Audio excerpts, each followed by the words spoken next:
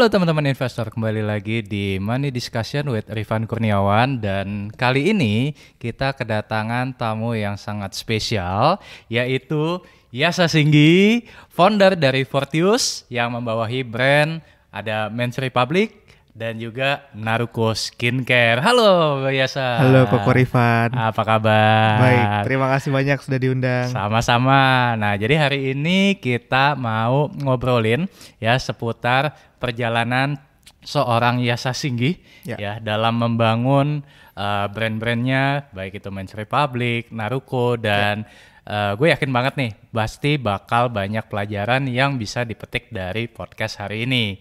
Nah, sebelum kita bahas lebih jauh, mungkin boleh cerita dikit gak perjalanan Yasa dari mungkin sedikit mengenai latar belakang pendidikannya dulu, sekolah di mana dan lain sebagainya. Siap. Sebelumnya thank you banget Bro Rifan udah diundang nih. Sama-sama. Senang banget bisa ngobrol di sini. Gua latar belakang kelahiran tahun 95, anak ketiga dari 3 bersaudara. Bokap nyokap karyawan swasta, kakak gue juga dua-duanya kerja kantoran. Gue lahir di Bekasi, dari TK sampai kelas 3 SD di Sekolah Ananda Bekasi, 4 sampai 6 SD di Surya Dharma Jakarta, keluarga mulai pindah Jakarta. SMP SMA gue di Jakarta, Regina Pacis. S1 gue ambil komunikasi di BINUS, langsung lanjut S2 manajemen di BINUS. Jadi keluarga gua dan kehidupan gua dari kecil sampai sekarang bisa dibilang keluarga biasa aja, kekurangan enggak, tapi juga nggak berlebihan banget lah, biasa lah, kelas menengah pada umumnya lah. I see. Nah, yang penasaran banget nih sebenarnya adalah gimana sih awal mulanya bisa sampai terjun ke bisnis bisnis aparel ya jatuhnya ya. Sepatu ya. Nah, itu mungkin awal mulanya gimana, Bro? Mungkin boleh diceritain dikit. Siap. Awal mula tertarik ke dunia bisnis umur 15 tahun, Bro Rifan. Waktu itu gue SMP 3 mau naik ke SMA 1. Pada saat itu bokap gue kena serangan jantung untuk pertama kalinya.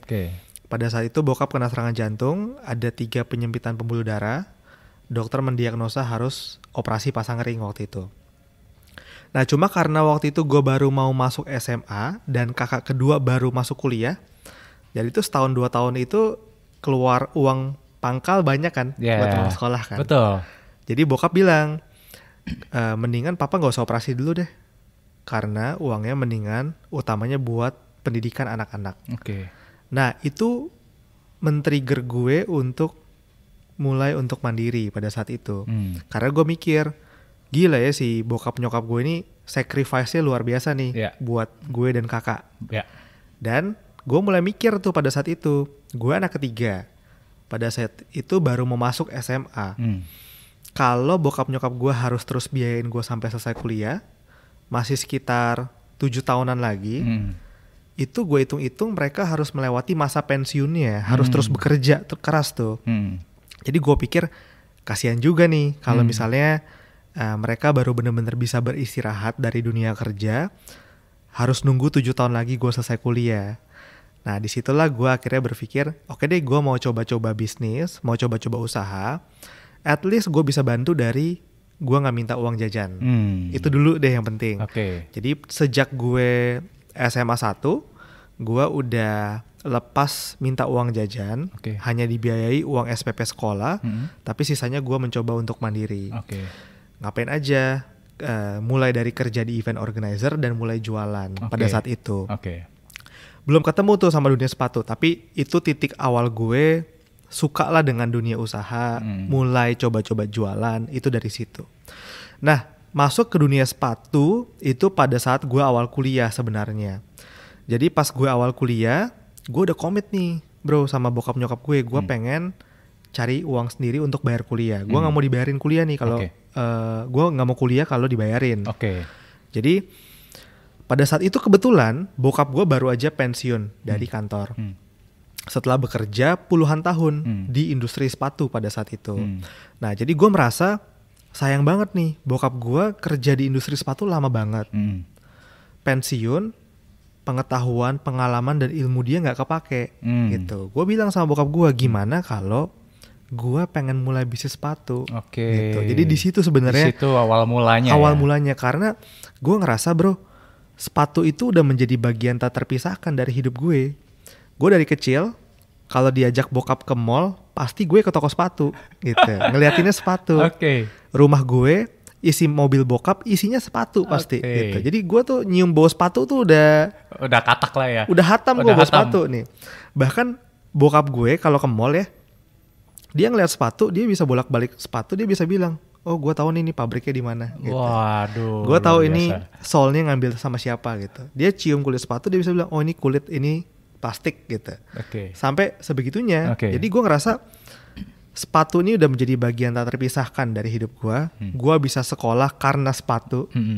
Jadi pada saat bokap gue lepas dari industri ini, gue sayang gak ada yang lanjutin nih. At least kan dia walaupun kerja dia punya pengalaman, pengetahuan, punya networking. Gue harus bisa manfaatin ini. Nah disitulah kenapa gue mulai sepatu. Ceritanya gitu. Jadi itu kan awal mulanya tuh, Bro. Nah kemudian itu tahun berapa mulai bangun Men's Republic itu? Jadi dari gue SMA kan udah mulai suka jualan tuh.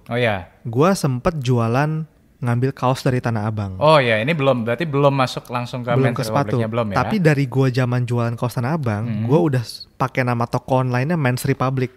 Jadi awalnya adalah itu sebuah toko online. Betul. Nah, kenapa gue bisa pakai nama toko online-nya Men's Republic? Ini juga nggak sengaja, bro. Jadi dulu 2010 ke bawah, bokap gue sambil kerja, sambil usaha. Dia bikin pakaian dalam pria. Namanya Men's Republic. Jadi mereknya udah dipatenin di Haki. Jadi waktu gue ngambil barang dari Tanah Abang dan gue jualan, gue pikir ya udah gue pakai aja nama toko bokap gue dulu. Udah ada Hakinya gitu. Jadi itulah Men's Republic itu sebenarnya nama yang udah lama dibikin sama bokap gue karena dia sempet usaha pakaian dalam pria. Gue pakai buat toko online dulu zaman SMA. Tapi baru bener-bener Men's Republic jadi sebuah brand yang bikin sepatu itu 2014. Pas gua awal masuk kuliah. 2014. Gua masuk kuliah itu akhir 2013. Berarti itu pas masuk kuliah 2013 ya. Terus habis itu 2014 mulai bangun Men's Republic ini sebagai brand sepatu. Sebelumnya betul. Tadi kan belum brand kaos sepatu dari Tanah Abang. Nah, berarti dari 2014 sampai sekarang 2021 kurang lebih 7 tahun.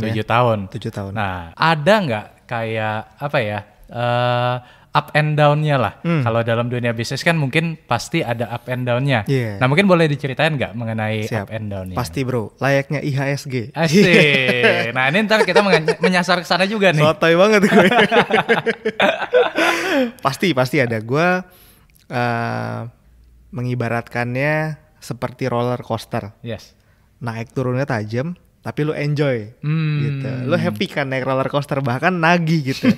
Jadi orang udah suka naik roller coaster pasti mau lagi. Karena walaupun naik turunnya ekstrim tapi lu menikmati itu, enjoy kan. Jadi mungkin cerita up-nya dulu kali ya. Up-nya kita beruntung kita memulai di waktu yang tepat. Jadi gua mulai Men's Republic 2014. Pada saat itu gua bisa bilang gua hoki. Mungkin istilahnya Bro Divan, gue waktu itu mendapatkan multi-bagger bro. Gimana tuh bro, ceritain dong. Jadi gue mulai Men's Republic 2014. Gue mulai di saat Instagram baru booming di Indonesia. Gue masuk ke situ, jualannya gampang, naiknya cepat waktu itu. Terus gue mulai bisnis pada saat itu, men's sepatu. Gue memilih industri sepatu, jenis sepatu yang waktu itu juga lagi booming. Itu sepatu kulit, leather, yang formal, yang gentleman shoes, yang pada saat itu orang lagi hype ke situ. Terus gue juga hoki memulai bisnis pada saat itu gue baru umur 19 tahunan. Di saat yang namanya euforia entrepreneurship lagi naik-naiknya di Indonesia. Sehingga gue dapat exposure dan lain-lain, jadi cepet naiknya nih. Jadi gue beruntung memulai di saat yang tepat. 2014 mulai kita naiknya cepet banget. Kita naik year on year-nya tuh growth-nya tuh ratusan %, berkali-kali lipat. Multi-bagger, itu dia multi-bagger kan. Jadi kita cepet banget di 3 tahun pertama tuh pertumbuhannya cepet. Orang bingung, ih gila nih ada brand sepatu baru mulai tiba-tiba bisa booming. Tapi down-nya juga banyak. Mengelola bisnis di tahun pertama pasti yang kita pikirin cuma sales saja. Sales, omset, cari duit sebanyak-banyaknya. Tapi pada saat masuk ke tahun 3 ke atas, tahun keempat, tahun kelima, gua udah nggak bisa dengan skill yang pada saat itu, gue tidak sanggup mengelola perputaran uang yang cukup besar pada saat itu. Jadi sepatu itu bisnis gue ini bro di retail, yang paling sulit tuh adalah mengelola stok dan mengelola cash flow. Jadi banyak sekali uang kita mati di barang. Kalau kita pengen scale bisnis kita, produksi lebih banyak. Jadi sangat capital intensif kan. Nambah duit lagi buat produksi. Dan lama-lama kegulung ini kalau sampai satu titik cash flow-nya berantakan, mengelolanya, ada barang yang gagal dijual, berantakan tuh, hancur semuanya. Dan gue pernah mengalami itu pada saat itu.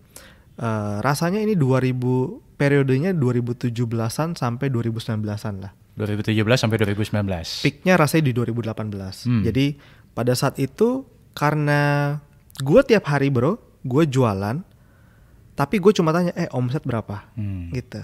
Terus akhir bulan gue bisa gajian, gue happy. Gue bisa ambil gaji buat diri gue happy. Tapi gue nggak pernah nanya rasio stok kita berapa sih? Kalau misalnya dilihat rasio stoknya pada saat itu dengan kemampuan skill gue yang sekarang, itu hancur banget pada saat itu. Cuma pada saat itu gue nggak sadar. Kenapa? Karena satu, gue nggak pernah cek selain omset. Kedua, gue dapat pembayaran tempo ke supplier, sehingga kadang gue terlalu nikmat nih. Uang yang harusnya habis penjualan gue bayar ke supplier, gue puterin lagi ke marketing, puterin lagi ke ekspansi yang lain. Tapi banyak yang flop. Kenapa waktu itu lo tidak menggunakan uangnya tadi untuk membayar supplier dulu Go? Kenapa untuk ekspansi dulu? Karena kan panas nih bro. Karena kan gue ngerasa kalau misalnya bisa dibikin ekspansi bisa double lagi, gue bisa bayar supplier lebih gampang. Gitu. Jadi ibaratnya gini, gue pengen produksi 200 juta, tapi bayar tempo. Berarti kan gue bisa save 200 juta lagi. Betul. Buat ekspansi yang lain. Sehingga bisa aja gue sebenarnya punya value 400 juta. Benar, gitu kan. Leverage lah ya. Leverage-nya gitu, jadi kayak gitu. Dan tapi ternyata banyak yang flop gitu. Dan pada saat itu juga parahnya gue, kita mulai bisnis, kita berada di bidang fashion, sepatu. Kita nggak punya fashion designer. Nggak punya fashion designer. Jadi dulu kita bikin sepatu Bro Rifan. Datang ke pabrik, gue pakai feeling aja nih, mana yang feeling gue bagus ya? Wah ini kayak sepatu bagus nih. Produksinya kagak pakai kalkulasi. Ya pokoknya 10 sin, 20, ya ini 30, ini 40 gitu. Dan lo nggak riset dulu sebelumnya? Gue pakai feeling gue aja. Pakai feeling gue berdasarkan penjualan sebelumnya gitu. Ibaratnya di tim Bro Rifan nih, gak punya analis gitu kan. Gak punya analis yang mengerti pasar modal.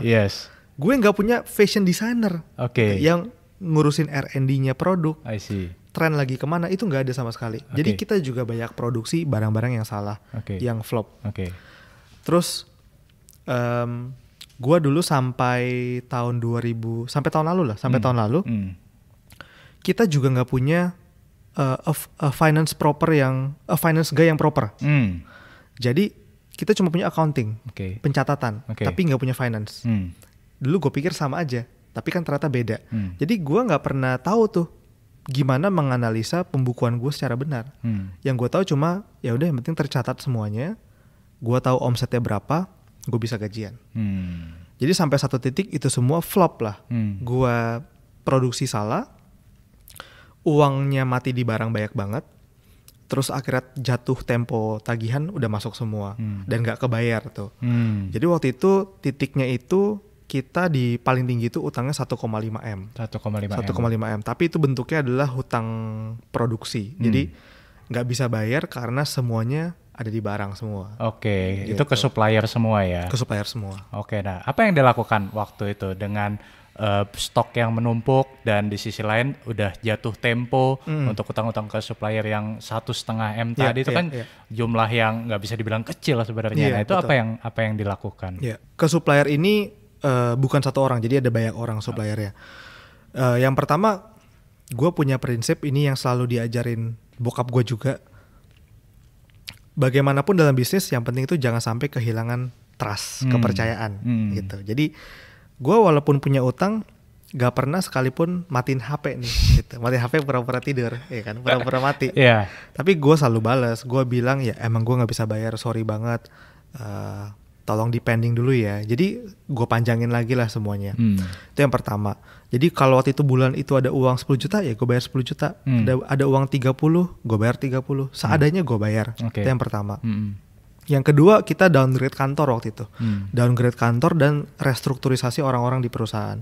Waktu itu sempat ganti orang itu sampai 80%. 80%? 80%. Jadi 80% sampai 90% rasanya itu gonta-ganti semua.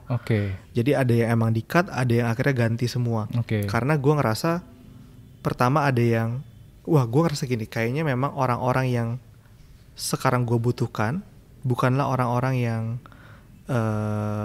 udah orang-orang yang kompetensinya berbeda harusnya yang gue butuhkan sekarang gitu. Jadi akhirnya banyak pergantian orang juga. Terus akhirnya dengan sisa-sisa uang yang ada, kita mulai semuanya ini kita rapihin lagi dari fundamentalnya lah. Jadi kita mulai perhatiin lagi sebenarnya marketing kita kayak gimana sih yang bagus, ads-nya yang bagus kayak bagaimana, channel marketing yang paling efektif tuh apa.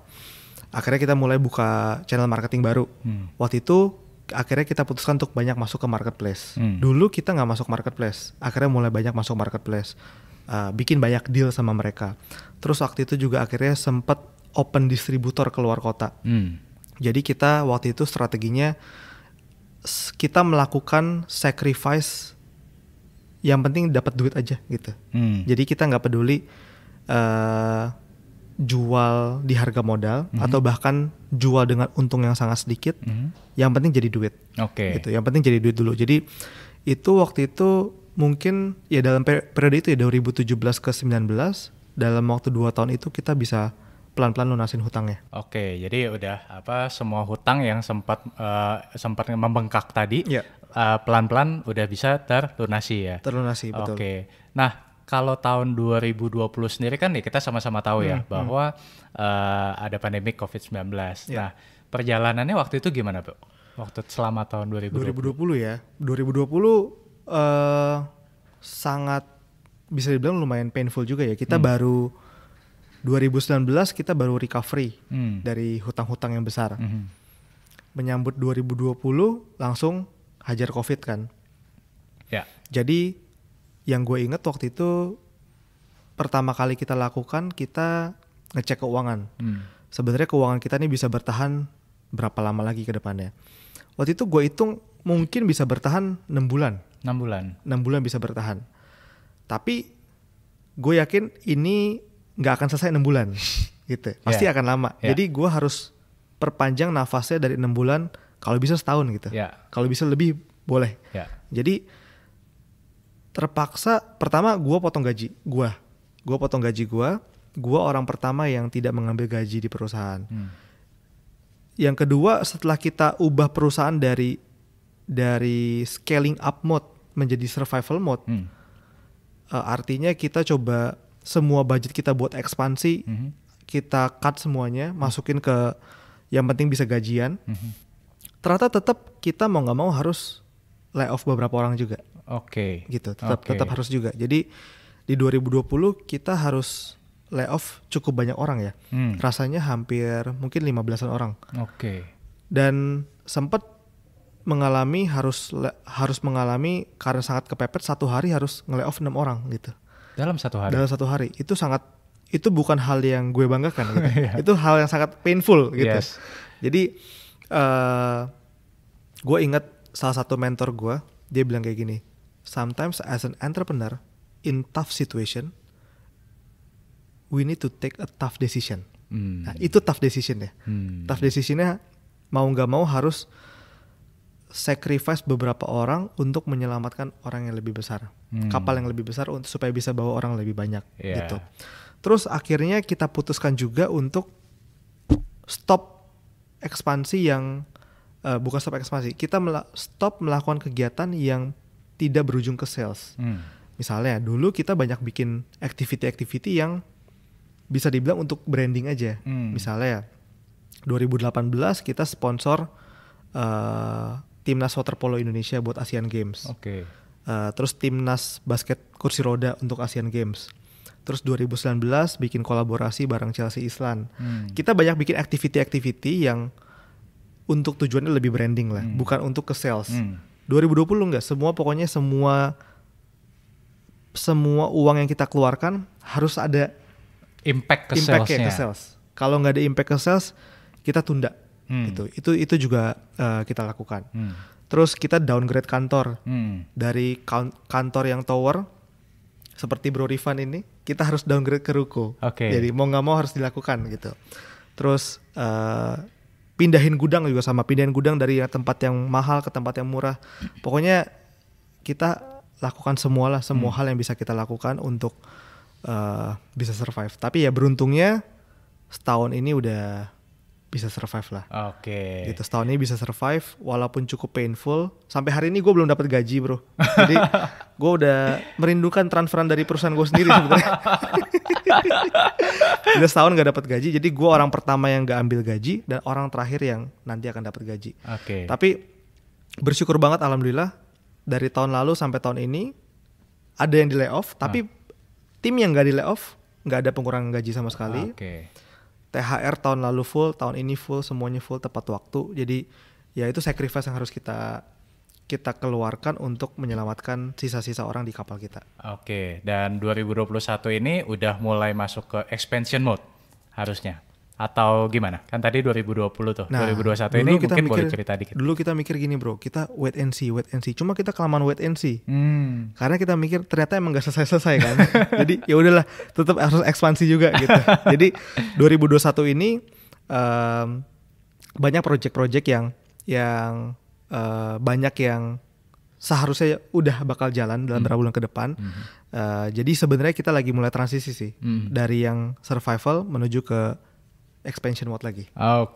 Nah tadi kan kita udah dengar tuh ya perjalanannya seorang Yasa Singgih ya dalam membangun brand Men's Republic dan juga Naruko.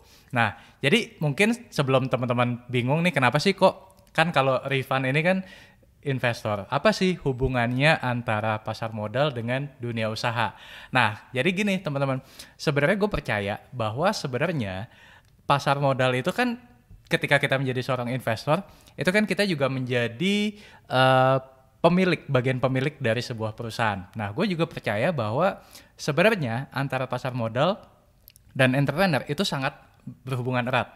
Ya, sebagai investor harus punya pandangan sebagai selayaknya seorang pemilik bisnis. Nah, makanya tadi kayak seperti misalkan pas Yasa cerita soal inventory yang menumpuk segala macam itu sebenarnya relate juga tuh teman-teman ke kalau di dalam laporan keuangan ya ada yang namanya inventory ratio. Nah, jadi itu teman-teman ya kenapa nih hari ini gue senang banget bisa undang Yasa ya buat ngobrol di podcast ini ya supaya kita tahu nih bahwa kalau di pasar modal tuh juga erat hubungannya dengan dunia usaha juga gitu. Gue tuh gue tuh nyesel kelamaan di dunia bisnis bro. Harusnya gue lebih cepat mengetahui dunia lain lah. Maksudnya kalau misalnya di pasar modal seharusnya kan kita bisa cek laporan keuangan perusahaan-perusahaan sejenis kayak gue bisa cek rasio stoknya dia, laporan keuangannya kayak gimana. Nah gue nggak tahu tuh dulu tuh, gue pokoknya fokus bisnis aja. Jadi ada orang tanya, gimana lu kemarin 2020 saham jatuh, lu masuk gak? Boro-boro masuk, gue menyelamatkan perusahaan dulu. Gue menyelamatkan diri gue dulu. Menyelamatin kapalnya dulu ya. Setelah udah lewat gue baru mikir, oh iya kenapa gak masuk? Tenang, perjalanan masih panjang. Iya. Makanya yang penting udah ketemu Rifan dulu nih, udah kenal dulu. Nah, ya gue mau tanya nih, kan kalau menurut Yasa sendiri sebenarnya sebagai seorang pengusaha ya, seberapa penting sih seorang pengusaha itu harus memahami yang namanya laporan keuangan? Menurut lu penting atau enggak sih? Wah, ini yang salah satu penyesalan terbesar dalam hidup gue. Adalah setiap kali dulu pelajaran accounting SMA gue tidur. Semoga di sini gurunya nggak ada yang nonton. Iya bener, itu gue masih inget namanya Bu Setianti. Gue saking begonya nih bro, Bu Sitianti yang bilang gini ke gue, Yas, kamu setiap hari Sabtu masuk sekolah deh, ketemu sama saya private. Saking gue nggak bisa tuh accounting, jadi gue inget tuh gue cuma bertiga nih, ada gue sama 2 orang teman gue, disuruh masuk tiap hari Sabtu demi belajar khusus sama dia, saking bodohnya accounting gue tuh. Dan gue nyesel banget bro, gue telat memahami itu gitu. Setelah mengalami hutang yang banyak, laporan keuangan yang kacau, gue akhirnya sampai ikut kelas finance for non-finance gitu. Itu bener-bener demi belajar baca laporan keuangan. Jadi nih ya, sampai gue dapat hutang gede itu, gue masih belum tahu bedanya neraca, arus kas, sama laba rugi. Itu udah 3 tahun bisnis, udah tahun 2007, iya udah 3 tahun bisnis bro. Kagak paham itu gue. Gue cuma taunya rekening koran gue. Yang penting ada duit. tapi ini menarik sih. Tapi dari situ berarti lu mulai terbuka ya bahwa sebenarnya financial statement itu penting. Wah gila. Gue kalau bisa ngulang, gue bakal at least gini. Sekarang gue pemahamannya gini. Kita sebagai entrepreneur nggak harus ngerti cara bikinnya, tapi harus ngerti cara bacanya. Betul. Gitu. Nah dulu gue udah nggak bisa bikin, nggak bisa baca, gitu. Parahnya kan. Yeah. Jadi gue ngerasa penting karena satu-satunya cara untuk bisa menghitung performa ya cuma dari laporan keuangan. Itu dashboardnya ya. Dashboardnya kayak mobil, lihat ada dashboardnya. Ya bisnis dashboardnya adalah laporan keuangan. Nah dulu gue menjalankan bisnis tanpa pernah melihat dashboardnya secara secara full. Berarti mungkin dulu gue bawa mobil, kan di dashboardnya ada banyak nih bro, ada tingkat panas mesin, ada kecepatan, ada bensin udah seberapa. Gue cuma dulu lihat kecepatan gitu. Yang penting cepet gitu. Tapi gue nggak tahu tiba-tiba mesin udah panas, udah ada tanda apa gitu, udah bensin udah mau habis, tiba-tiba hancur gitu, tiba-tiba berhenti di jalan. Nah itu yang gue alami lah pada saat itu. Jadi gue selalu menyarankan untuk semua orang yang berbisnis, at least harus ngerti cara baca laporan keuangan. Jadi pebisnis harus paham cara baca laporan keuangan, dan investor juga harus punya mindset pebisnis. Setuju gak? Sama tuh ya, bener ya. Setuju. Ya kan? Setuju, makanya betul. kenapa nih yang tadi gue bilang, gue termasuk yang percaya bahwa itu tadi antara dunia pasar modal dengan dunia bisnis itu sebenarnya berkaitan banget. Iya, gitu. Betul. Setuju. Nah, kita lanjut lagi deh. Nah, tadi kan lu sempat mention ya, kan waktu tahun 2016 ya kalau nggak salah, itu kan pernah masuk di Forbes 30 Under 30 2016 kalau nggak salah. 2016. Nah, boleh cerita gak itu perjalanan sampai kepilih jadi Forbes 30 Under 30, kemudian pengalaman-pengalaman apa yang mungkin bisa di-share pas itu? Ya, jadi waktu itu gue masuk Forbes lumayan lama ya, udah 5 tahun yang lalu ya. Jadi waktu itu kebetulan Forbes baru Forbes 30 Under 30 Asia baru pertama kali. Oh itu tahun pertama? Tahun pertamanya. Sebelumnya itu cuma ada di US sama di Eropa. Baru pertama kali ada di Asia. Dan Indonesia belum pernah masuk juga jadi sebelumnya kan. Karena di Asia baru pertama kali. Jadi waktu itu pada saat itu gue gak tahu majalah Forbes bro. Jadi gak tahu majalah Forbes pada saat itu. Jadi mungkin gue tahu, tapi gue nggak pernah, ya cuma pernah dengar gitu ya. Tapi gue nggak pernah tahu sebenarnya Forbes itu apa sih gitu. Jadi pas pertama kali gue di email itu kayaknya bulan Februari 2016, di email dari senior editornya Forbes Asia. Dia bilang, Yasa, congratulations, kamu masuk ke nominasi Forbes 30 Under 30 Asia 2016. Kami minta data, foto, nomor HP, bla bla bla gitu, biodata. Pertama kali gue dihubungin, gue kira gue penipuan tuh. Ini gue mau ditipu apa enggak ya? Soalnya kadang suka dapat nih dari penghargaan. Iya. Dari penghargaan Indonesia mendapatkan CEO terbaik 2020. Sotoy banget dia. 2020 gue hancur-hancuran dalam CEO terbaik. Hebat banget dia risetnya. Iya, gue tahu tuh. Terus ada kadang, selamat Bapak Yasa Singgi mendapatkan Best Inovatif CEO. Ini orang nggak tahu gue lagi mati-matian. Nah, gue pikir kayak gitu tuh. Karena gue juga nggak tahu Forbes itu apa. Terus tiba-tiba dihubungin, ngomong pakai bahasa Inggris, semuanya full. Gue kira gue ditipu nih kayaknya nih. Jadi email pertama itu bro, gue delete bro. Lu delete? Gue delete email pertama. Oke. Jadi setelah berapa hari baru gue, mungkin nggak berapa hari lah, intinya gue sempet delete, gue lupa nih persisnya ya. Pokoknya gue delete, abis gue delete gue cari tahu Forbes itu apa. Oke. Legit ternyata, legit gitu. Gue ternyata legit nih gitu. Yaudah deh, gue recover lagi dari apa namanya trustnya. Gue balas akhirnya. Kalimat pertama gue bro, tau gak apa? Lu tau gue dari mana? Kurang ajar gak tuh Forbes gue gitu. Ini kayaknya satu-satunya Forbes 30 under 30 yang gini nih kayaknya. Gue masih ada, bisa gue tunjukin tuh emailnya. Kalimat pertama gue adalah gini. Hai, thank you. It's an honor for me. By the way, lu tau gue dari mana? Gitu. Itu kalimat pertama gue. Jadi sebelum gue jawab pertanyaannya, gue tanya itu dulu. Oke. Kacau. Karena gue gak percaya. Gue bingung bro, pada saat itu gue bisnis baru 2 tahun kan. Gue masih umur 20 tahun pada saat itu. Kantor gue masih di mana waktu itu? Kantor gue masih gue lupa antara di kios apa ada di ruko atau masih di rumah tuh ya waktu itu ya. Tapi intinya masih culun banget deh. Gue baru semester 3, semester 4 gitu kan. Jadi gue merasa gak make sense aja. Gak make sense aja gitu. Gue ngerasa tahu diri aja gitu kan. Jadi yaudah abis itu gue tanya gitu. Dia bahas lagi, intinya kita ngeriset. Dia bilang dia turunin tim risetnya dia di Indonesia. Dia cari anak-anak muda yang dia bilang bakal menjadi future leader. Dan sekarang menjadi game changer di industri masing-masing gitu.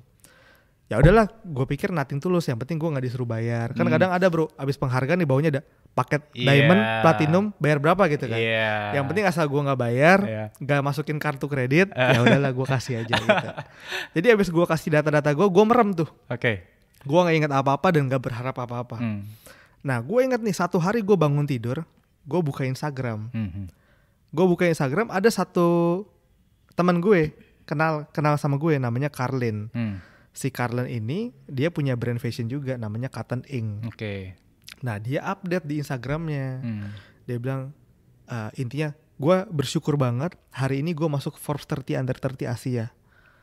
Gue komen congrats Carlin. Terus abis komen gue mikir bukannya gue juga. Kok kayaknya gue juga ada yang hubungin ya. Kok kayaknya gue ada yang hubungin juga ya, mirip-mirip namanya ya. Gue mikir apa jangan-jangan gue masuk juga. Gue GR banget. Ini kocak. Gue pikir apa gue masuk juga ya. Akhirnya gue buka email. Bener namanya. Maksud gue buka email, congratulations, lo masuk Forbes 30 under 30 Asia. Gue nggak percaya nih. Gue buka website Forbes, bener ada muka gue di situ. Di situ gue baru percaya. Gitu bro. Jadi ceritanya aneh lah. Gue juga nggak menyangka. Bukannya gue merasa rendah diri, cuma gue tahu diri. Gue takut kena tipu gitu kan. Tapi beruntungnya nggak kena tipu. Dan itu ya menurut gue salah satu momen yang lumayan eye opening buat gue. Karena di momen itu gue baru pertama kali terpapar dengan dunia bisnis luar tuh. Dulu sebelum itu ya kan gue bisnis sendirian gitu ya. Terus waktu di sana kan kita diajak ke summitnya dia. Ada namanya Forbes 30 under 30 Asia Summit. Kita berangkat tuh ke sana. Waktu di sana bro, wih gila, acaranya bagus banget. Saking bagusnya gue gak ngerti apa-apa.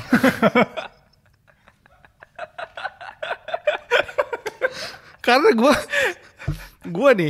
gue sampai tahun 2016 gue gak ngerti bahasa Inggris. Jadi itu gue ke acara kesana, itu ngomong apa gue gak ngerti. Pokoknya datang aja. Pokoknya gue datang penting foto-foto aja dah. Ini paling gokil loh. Forbes 30 paling gokil gue rasa. Gue masih inget nih. Gue kesana waktu itu sama Prai Forbes juga. Senior gue di Windows namanya Benny Fajarai. Oke. Waktu itu Lifeval. Iya si Benny. Itu si Benny Fajarai.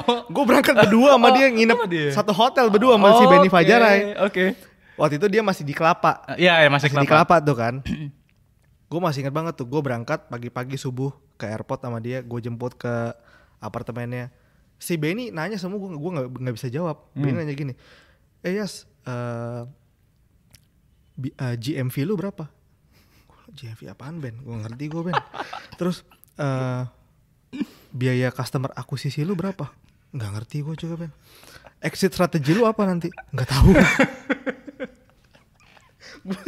Gue ngerti lu ngomong apa. Kan Benny kan udah di invest. Gue gak ngerti apa-apa, gue bocah 20 tahun masih semester 3. Jadi gue bengong-bengong aja. Udah gitu kesana ketemu yang lain. Ya udah gue gak ngerti apa-apa itu di sana tuh. Jadi di situ menyadarkan gue satu hal pas gue pulang. Gue harus bisa bahasa Inggris. Key learningnya itu ya. Gitu sumpah. Gue pulang-pulang. Gue tau nih, gue ada cerita lucu nih. Sebelum gue berangkat tuh ke acara Force, gue memikir, apa gue les bahasa Inggris dulu ya? Berarti selain harus belajar laporan keuangan, belajar bahasa Inggris juga. Itu penting sumpah. Karena nih, bahasa Inggris itu membuka pintu dunia loh. Iya. Lalu kita bisa bahasa Inggris aja ya, kita banyak buku yang bisa kita baca yang bagus-bagus. Yeah. Ketemu orang bisa ngobrol. Itu gue sadar kenapa di sana gue nggak bisa ngapa-ngapain. Gitu. Jadi itu pas pulang-pulang sana, gimana dapat apa kan? Ya gue dapat hikmahnya aja gue bilang. Gue hikmahnya gue harus belajar bahasa Inggris. Dan gue di dunia bisnis nggak tahu apa-apa. Aduh, kocak. Gitu bro. Jadi di sana ya gue bersyukur lah, gue bersyukur bisa masuk. Cuma gue juga nggak pernah tuh disengaja di profile bio gue atau di mana-mana gue tulis Forbes 30 Under 30 karena itu beban buat gue. Kenapa lo malah menganggap itu sebagai beban? Karena gue merasa gue takut terlena gitu. Kadang tuh orang tuh inget, Yasa nih yang masuk Forbes 30 Under 30 gitu. Gue tuh maunya diinget Yasa sebagai Yasa gitu. Jangan dikaitkan dengan pencapaiannya gitu. Itu yang pertama. Yang kedua gue ngerasa award itu tuh hanyalah bonus aja gitu. Pengingat aja buat kita push the limit. Terus pengingat buat lebih baik lagi. Tapi gue gak mau terjebak dengan title itu gitu. Gue mau dikenal sebagai Yasa adalah pribadi Yasanya yang baik. Bukan karena ada awardnya gitu loh. Dan di satu sisi gue juga ngerasa ini gak salah apa masukin gue ya. Karena bro nih, kan gue angkatan pertamanya Forbes 30 Under 30 Asia 2016. Lah yang masuk bareng sama gue Gojek, Traveloka. Gue kan jiper ya. Iya. Gitu bro ceritanya. Oke. Nah, nih gue juga pengen nanya nih bro. Ini kan Yasa di tahun 2021 ya, pasti udah ngalamin banyak roller coaster. Iya. Kalau misalkan bisa membalikan waktu, kira-kira apa yang akan lo perbaiki atau apa yang ingin lo ubah? Siap. Pertama, belajar accounting. Belajar bahasa Inggris. Mungkin ini yang serius deh. Satu, gue menyesal tidak mencari partner dari awal. Oke. Gitu. Andai kan gue ketemu sama partner-partner gue yang sekarang dari 5 tahun yang lalu, gue ngerasa harusnya lebih baik. Tapi kadang nggak bisa disesali juga karena kalau gue nggak ngelewatin 5 tahun itu nggak ketemu partner yang sekarang gitu kan. Tapi gue menyarankan jadinya kalau bisa untuk yang baru mulai bisnis, gue menyarankan untuk punya partner. Karena entrepreneurship is a very lonely journey. Sangat berat. Mungkin setahun 2 tahun kita bisa jalanin sendirian, tapi at some point kita bakal ngerasa sebenarnya untuk scale lebih tinggi kita butuh partner. Nah, gue ada di titik itu waktu itu. Gue udah berasa di titik stuck. Gue butuh ada yang ngebantuin. Nah, jadi mungkin partner. Terus mungkin gue juga ini salah satu apa ya, salah satu bisa dibilang pelajaran juga. Open mind. Jadi gini, misalnya dulu bro, gue waktu SMA, gue tuh nyaris nggak kuliah tuh bro. Karena gue merasa kuliah tuh nggak penting pada saat itu SMA.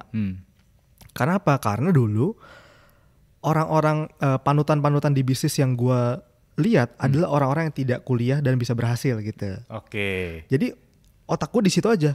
Gue selalu bilang, ngapain lu kuliah? Ini aja bisa berhasil. Tapi setelah gue kuliah S1, malah gue ambil S2. Karena di kuliah S1 tuh gue, itu gara-gara ikut Forbes. Terus gue tahun 2017 gue sempat ikut kompetisi bisnis ke Jerman pada saat itu. Ketemu sama orang-orang luar kan. Di situ gue jadi menyesal kenapa ya dulu pas gue SMA, kenapa nggak gue belajar yang rajin, terus gue cari beasiswa, gue kuliah keluar. Gue sempat menyesal itu tuh bro. Oke. Karena gue ngerasa dulu otak gue sempit banget, gue ngerasa kuliah nggak penting, mendingan langsung usaha aja. Padahal nggak ada salahnya dengan kuliah dulu, nggak ada salahnya dengan kerja dulu, nggak ada salahnya dengan meniti karir dulu gitu. Dulu otak gue sempit banget gitu. Makanya malah abis gue selesai S1, gue langsung cari S2. Karena gue ngerasa ternyata ini membantu gue nih dalam pekerjaan gue gitu. Jadi penyesalan atau pembelajarannya bukannya harus kuliah ke luar negeri, bukan, tapi open mind. Jangan cepat menilai sesuatu. Gitu. Kadang yang kita nilai hari ini A, 5 tahun lagi akan berbeda. Gitu. Jadi gue belajar itu. Dulu gue pikir kuliah tuh nggak penting. Gue dulu pikir gini bro, orang-orang yang kuliah S2 itu adalah orang-orang yang bingung mau ngapain. Gue bilang gitu. Akhirnya gue ambil S2. Berarti gue bingung mau ngapain. Nggak, tapi gue mikir, gue baru sadar, Nadiem lulusan S2, Harvard lagi gitu kan. Pas Sandiaga Uno S2. Banyak pengusaha-pengusaha sukses yang sekolahnya tinggi gitu. Kita nggak bisa bilang, wih tapi Bill Gates drop out. Ya drop outnya dari Harvard, lu kampusnya mana ya? Jangan bandingin kampus lu sama Harvard. Untuk masuk Harvard aja udah susah. Udah jenius ya kan? Jadi mau dia drop out dari Harvard, untuk masuknya aja udah susah. Mungkin drop outnya Harvard sama yang terbaik di kampus lu juga pinteran dia. Ya kan, jadi dulu sempit gue berpikir ya. Gitu. Jadi gue merasa open mind lah. Menurut gue open mind. Dulu kenapa gue gak mau cari partner? Karena egois. Merasa kalau bisa jalanin bisnis sendiri, ngapain bagi orang gitu. Sekarang pikirnya terbalik. Kalau bisa bagi orang, supaya kita bagi-bagi kerja bareng gitu kan. Jadi dulu gue ngerasa pas masih remaja, SMA kuliah, gue kurang open mind. Kurang cari tahu lebih banyak. Kurang explore lebih banyak dunia luar.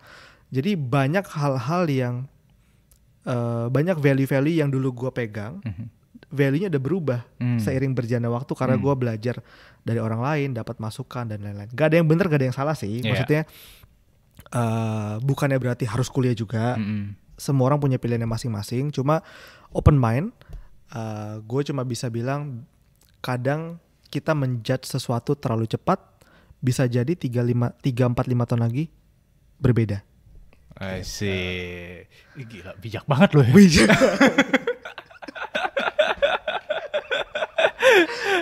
Oke, nah kalau tadi kan kalau bisa balikin waktu. Nah sekarang pertanyaannya, apa yang pengen lo capai 5 tahun ke depan? Baik dari segi personal seorang Yasa Singgihnya, maupun dari segi company-nya. Oh oke. Dari personal gue kan baru memasuki fase kehidupan baru berapa bulan ini menikah. Wih, selamat.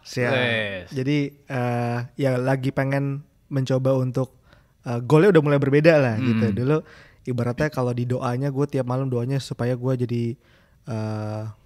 punya duit gitu kan. Sekarang gue doanya mudah-mudahan punya keluarga harmonis, jadi bokap yang baik gitu, jadi suami yang baik. Jadi udah mulai mikirin orang lain, udah bukan cuma sendiri aja. Jadi gue berharap 5 tahun ke depan gue bisa menjadi kepala keluarga yang baik buat istri gue, jadi bokap yang baik buat anak-anak, tetap bisa berbakti buat orang tua, dan di lain sisi di company juga fase baru juga kan sebenarnya. Jadi baru tahun lalu kita punya partner baru, gue sangat excited sih untuk memulai fase baru ini dengan partner. berharapnya 5 tahun ke depan ini company kita kan Fortius, kita itu cita-citanya pengen jadi multi lifestyle holding company. Jadi kita pengen jadi sebuah holding company yang ngerjain banyak multi lifestyle brands. Saat ini ada di sepatu dan skincare. Kita pengennya jadi company yang kalau di luar cita-citanya kayak LVMH. Wow. Kalau di dalam mungkin kayak MAP gitu. Jadi pengen banyak pegang brand-brand lifestyle. Tapi core-nya adalah di 3 hal. Yang satu lifestyle, 2 online, 3 D2C, direct to consumer. Jadi 3 hal ini yang kita jadinya pilar company kita. Ada rencana mungkin untuk kepikiran IPO? Wih, siap. Nanti kan advisornya Bapak Rifan. Gua akan jadi orang pertama yang ngantri, bro. Amin. Nah, ini mungkin akan jadi pertanyaan terakhir nih, bro. Karena balik lagi nih, yang nonton di channel Rifan Kurniawan itu mayoritas adalah teman-teman yang investor di pasar modal. Nah, balik lagi ke topik kita hari ini, sebenarnya kan ada korelasi nih antara pasar modal, investor pasar modal dengan pengusaha.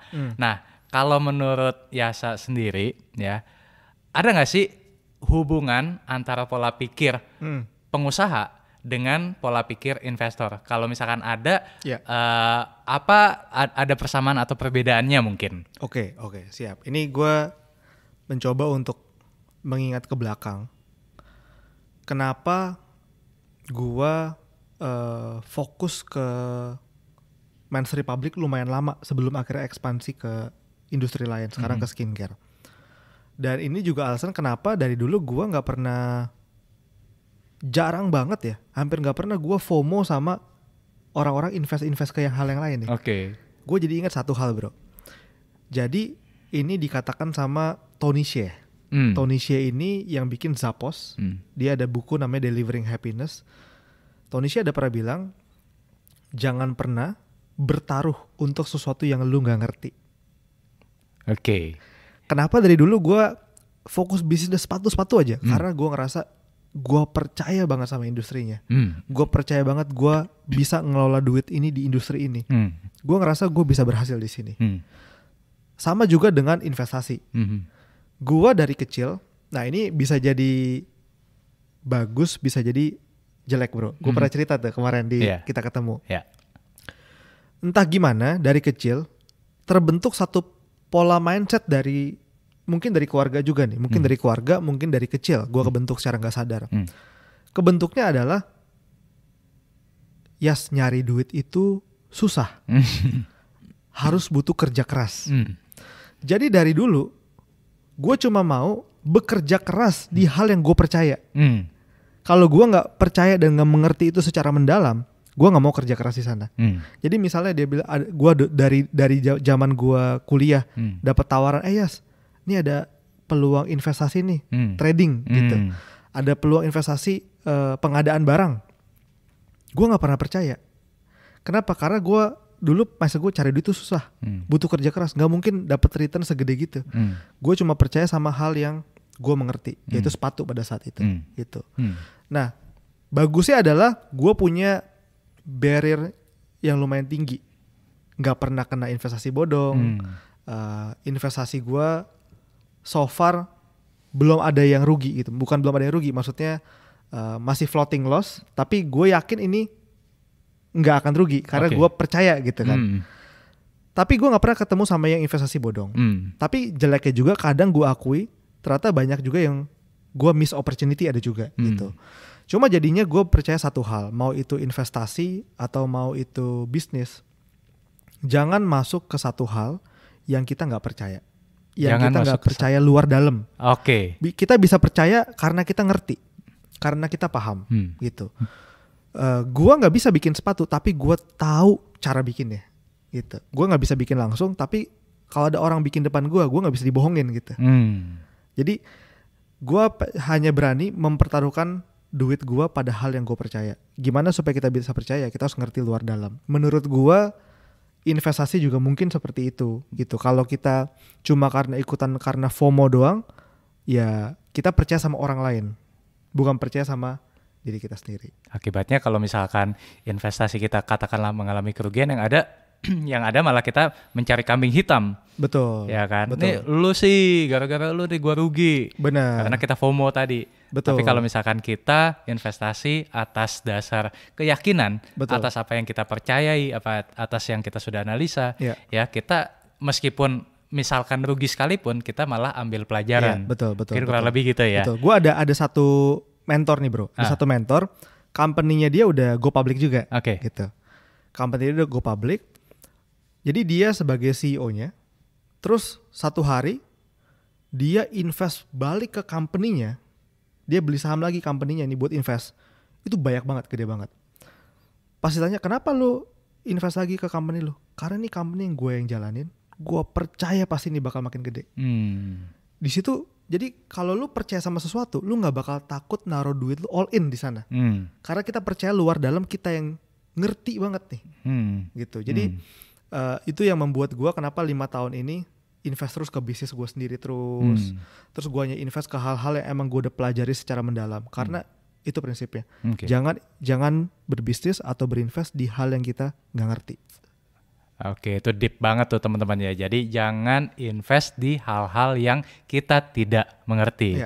Itu closing statement yang luar biasa banget. Nah, jadi teman-teman mungkin udah 1 jam ya, nggak kerasa ya. Udah hampir 1 jam kita kita diskusi, udah kita podcast panjang kali lebar. Nah, sebelum kita akhiri podcast ini mungkin ada 1-2 hal yang mungkin Yasa ingin sampaikan juga ke teman-teman listeners. Oke. Mungkin yang pengen gue bilang gini, buat teman-teman yang masih muda, pesan gue cuma satu, yaitu explore banyak hal. Jadi explore banyak hal karena kadang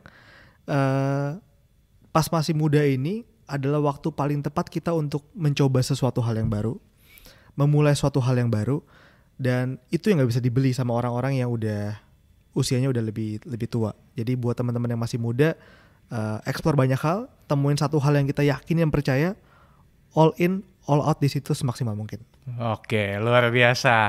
Thank you Bro Yasa udah sharing-sharing, dan semoga sesi ini bisa kasih manfaat buat teman-teman semua, baik yang sekarang baik yang sekarang lagi menjalani bisnis, baik yang sekarang juga lagi belajar investasi ya, karena tadi balik lagi nih, antara investasi dan dunia entrepreneurship, dunia pengusaha itu punya hubungan yang sangat erat. Oke, sekian dulu podcast kita kali ini, dan sampai jumpa di episode berikutnya. See ya. Thank you, Mbak Yasa. Thank you.